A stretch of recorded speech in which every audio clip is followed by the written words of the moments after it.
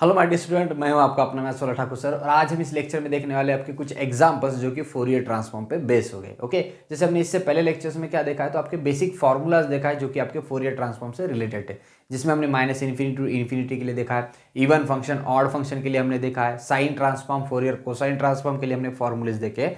और आज हम कुछ जो है एग्जाम्पल्स देखेंगे जो कि फोरियर ट्रांसफॉर्म पे बेस हो गए।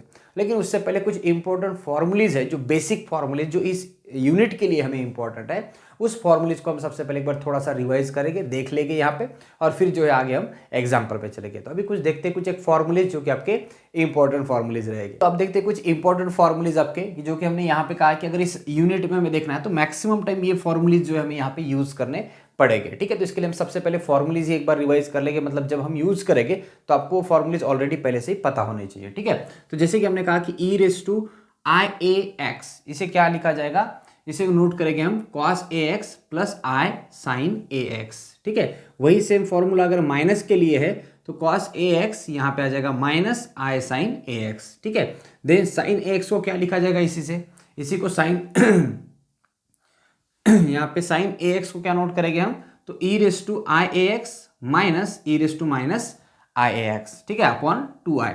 वही कॉस को क्या नोट कर सकते हैं हम, E raise to I X plus E raise to minus I X. अगर देखा जाए तो फॉर्मूले सेम है साइन कॉस के लिए, सिर्फ प्लस माइनस का यहाँ पे डिफरेंस है। जैसे यहाँ पे प्लस माइनस का डिफरेंस था तो यहाँ पे प्लस माइनस, यहाँ पे भी वही होगा, साइन के लिए यहाँ पे माइनस रहेगा, कॉस के लिए यहाँ पे प्लस रहेगा। E raise to I A X plus E raise to minus I X upon 2, यहाँ पे 2i है और यहाँ पे सिंपली 2 रहेगा। ठीक है, उसके बाद ये दो इंपॉर्टेंट फॉर्मूलीज रहेंगे आपके, जो कि मैक्सिमम टाइम आप इवन फंक्शन ऑड फंक्शन में यूज करने वाले हो। ठीक है, तो यहाँ पे e raise to a x sine b x है, तो इसे हम नोट करेंगे e raise to x upon a square plus b square, a sine b x minus b cos b x. ठीक है, और e raise to x cos b x d x को क्या नोट करेंगे, e raise to x upon a square plus b square. ये तो same रहेगा आपका, यहाँ पे a cos bx और प्लस b sin bx। अब इसको याद कैसे करें, थोड़ा सा यहाँ पे कंफ्यूजन होता है, कब a b कब क्या लेना है। तो यहाँ पे याद रखो कि अगर साइन वाला टर्म है आपका यहाँ पे e रेस टू एक्स के मल्टीपल में, तो पहले साइन आना चाहिए। ओके, कॉस वाला टर्म अगर है आपका यहाँ पे तो पहले कॉस आना चाहिए। ठीक है, अब जो भी पहले होगा उसके मल्टीपल में a होगा, जो भी सेकेंड टर्म होगा उसके मल्टीपल में b होगा, और साइन अगर है तो माइनस, कॉस अगर है तो प्लस। ओके, अगर e raise to x into sine है मतलब हमें पता है कि पहले ए साइन वाला टर्म आएगा, तो a sine b x. Angle में देखो हमेशा यहाँ पे बी एक्स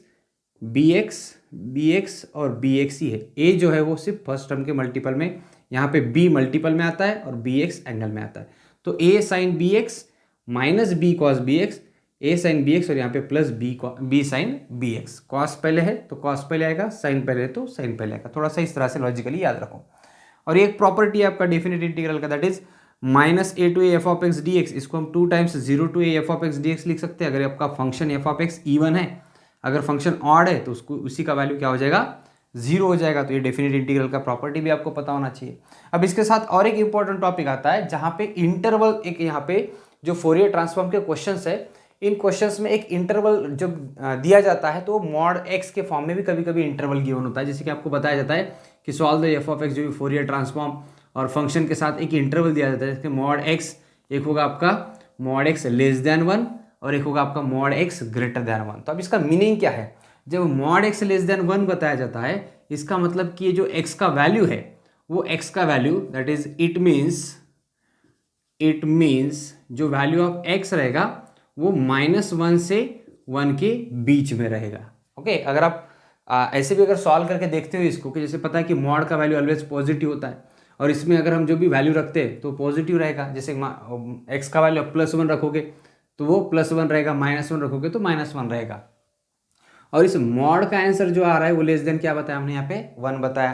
तो ये कब पॉसिबल है, तो एक्स के किस वैल्यू के लिए पॉसिबल है, तो एक्स की वैल्यू अगर आप -1 से 1 के बीच वाली रखते हो तो ये पॉसिबल है। इसके अगर अलावा कोई और वैल्यू रख के देखते हो तो ये मॉड एक्स का वैल्यू लेस देन 1 नहीं आएगा। ट्राई करके देखो, जैसे कि आप मान लो यहाँ पे 2 रखते हो, तो मॉड एक्स में अगर हम 2 रख दे तो क्या होगा, 2 होगा। और 2x 1 से लेस होता है क्या, नहीं।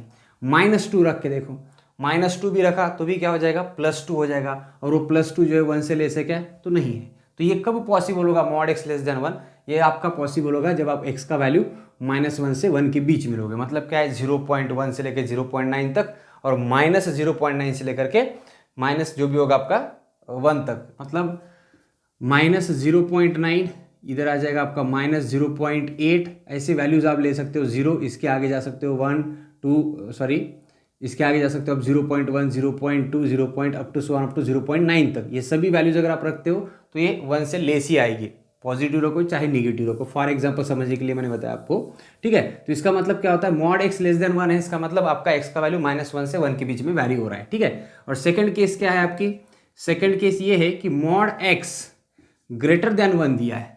अगर मॉड x का वैल्यू 1 से ग्रेटर दिया है तो x का वैल्यू कहाँ पे वैरी करेगा, ये किस इंटरवल में आएगा, ये हमें देखना है। तो अब इस केस का मतलब होता है कि आपका जो x है वो -∞ से ग्रेटर रहेगा और -1 से लेस रहेगा। एंड इसी के साथ आपका जो x है वो 1 से ग्रेटर रहेगा और इन्फिनिटी से लेस, मतलब -∞ टू -1 के बीच और 1 से लेकर के इन्फिनिटी के बीच, ऐसे दो इंटरवल बन रहे हैं। मतलब अगर देखा जाए हमने टोटल जो है इस दो केस में क्या देखा है कि आपका जो x है वो वैरी कैसे हो रहा है। मतलब मॉड x ग्रेटर देन 1 है तो वो -∞ से लेकर -1 के बीच रहेगा, 1 से -1 के बीच नहीं रहेगा और 1 से लेकर के +∞ के बीच रहेगा, ठीक है। यहाँ पे थोड़ा सा गैप बन रहा है इसलिए हमने अलग अलग इंटरवल दिखाई है। अब इसको भी अगर आप देखोगे तो यहाँ पे आप वैल्यू रखोगे 2, तो 2 जो रहेगा x से ग्रेटर, -2 रखोगे मॉड में तो वो भी अगेन 2 आएगा, वो भी 1 से ग्रेटर रहेगा। तो अब ऐसे ही आप प्लस माइनस वैल्यू जितनी भी रखोगे तो वो 1 से ग्रेटर मिलेगी। मतलब जैसे ही 2 से आगे शुरू करोगे तो पॉजिटिव इन्फिनिटी तक जाएगा, -2 से शुरू करोगे तो -∞ तक जाएगा।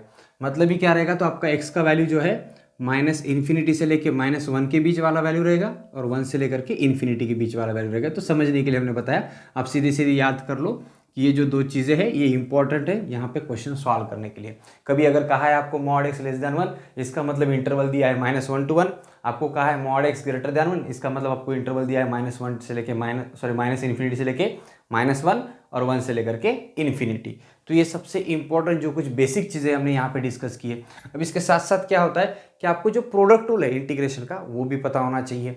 अब ये प्रोडक्ट टूल मतलब हमें पता है कि इंटीग्रेशन में देखा जाए तो u इंटू वी वाला जो रूल है, अगर मान लो यहाँ पे u और v both are the function of x है तो बाई LIT रूल, आप LIT रूल से क्या करते हो, इंटीग्रेशन सॉल्व करते हो। जैसे कि first function integration of second minus integration sign derivative of first function into integration of second function over dx। Okay, तो ये प्रोडक्ट टूल है आपका, LIT से फर्स्ट सेकेंड फंक्शन चूज करते हो और प्रोडक्ट टूल अप्लाई करते हो। तो ये तो सिंपल के लिए ठीक है, बट कभी कभी जो क्वेश्चंस होते हैं वहाँ पे multiple times product tool use करना पड़ता है। प्रोडक्ट टूल में फिर से प्रोडक्ट टूल में फिर से प्रोडक्ट टूल, तो उसके लिए एक जनरलाइज प्रोडक्ट टूल होता है, जनरलाइज प्रोडक्ट टूल।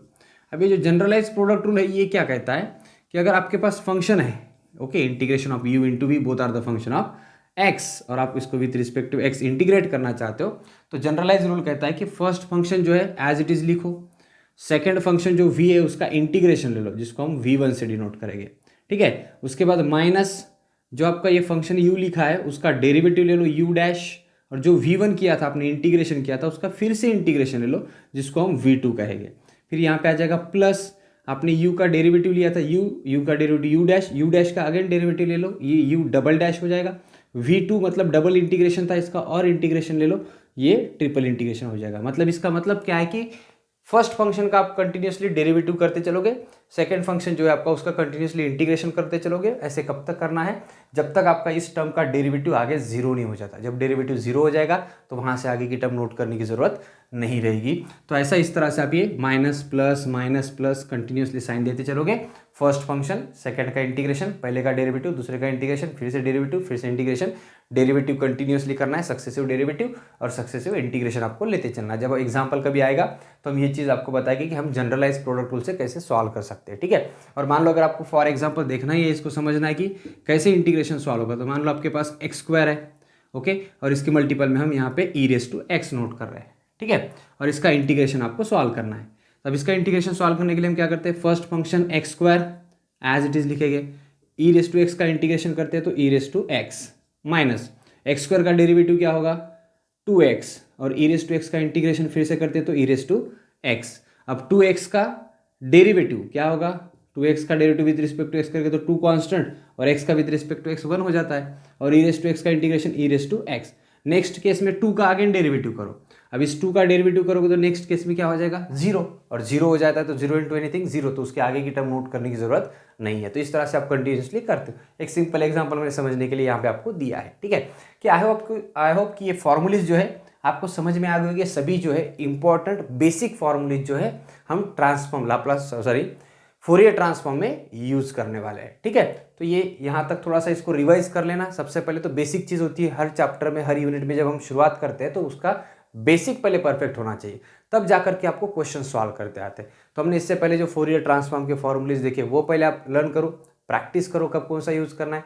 उसके बाद कुछ ये बेसिक फॉर्मूलेज है इसको थोड़ा सा रिकॉल करो, और फिर अब हम चल सकते हैं एग्जाम्पल पे। तो एग्जाम्पल जब हम सॉल्व करेंगे तो आपको इजीली सब कुछ आप समझ में आ जाएगा। तो अब देखते हैं कुछ एग्जाम्पल्स।